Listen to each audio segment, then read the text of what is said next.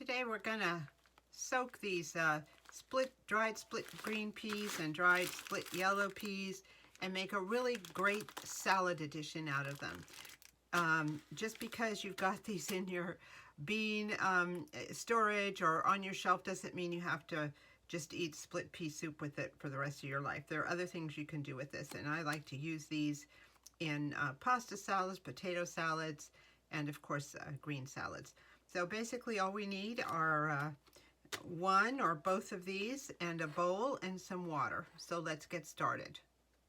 I'm going to soak these together in the same bowl because I have soaked them separately and I know that they finish soaking at the same time. If you have two different types of split peas or two different bags from two different times, I would suggest definitely soaking them in separate bowls because you don't want to be stuck with some that are finished and some that are still hard. So once you've tested them, then you can combine them like I am here. Now I'm just going to use a tablespoon of each because these grow quite a bit, and I only like to keep them for a couple of days. So every couple of days I do this. If you eat more or have a bigger family or eating more salads, then by all means do this. But I think they go to about 2.5 times their initial size.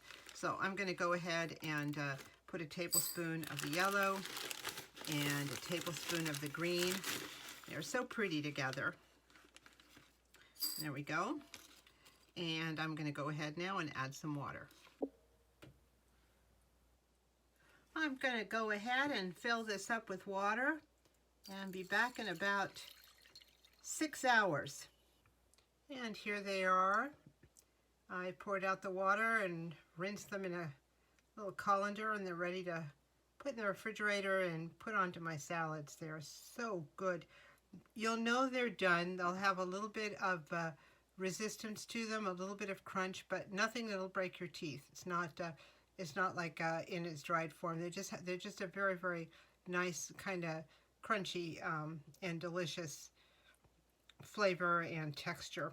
Anyway, these are great in green salads, as I said, pasta salads, potato salads, or just by themselves.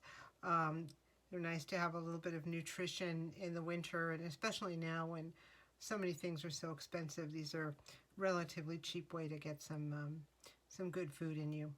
Anyway, happy cooking, happy salad making, happy spring, and thank you so much for watching.